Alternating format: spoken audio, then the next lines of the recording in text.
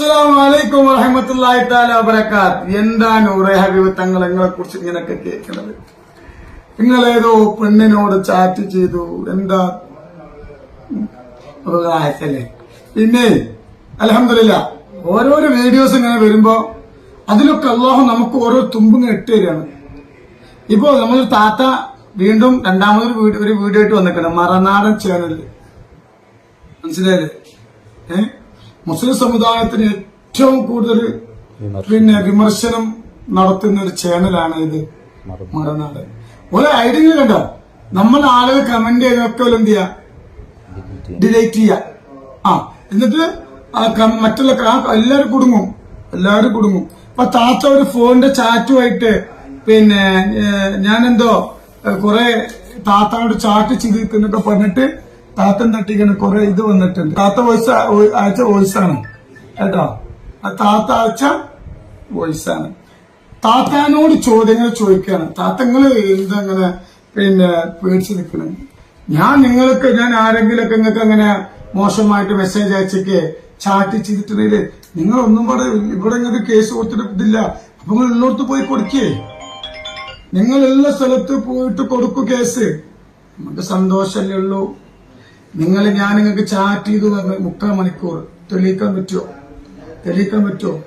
പിന്നെ നിങ്ങള് പിന്നെ കേസ് കൊടുത്തിട്ട് പോലീസുകാര് അത് ഏറ്റെടുക്കും. തെളിവ് വേണ്ട.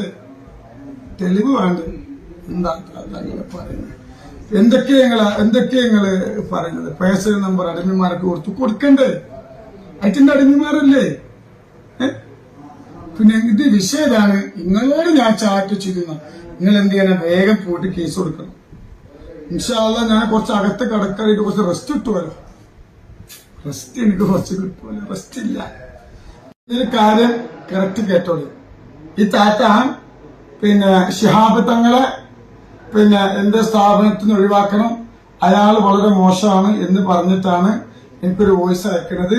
ആ വോയിസ് അവർക്ക് ഇതിലുണ്ട് വോയിസ് കേട്ടോ. അതൊക്കെ എന്റെ നമ്പറിലല്ല, വേറെ നമ്പറിലാണ്.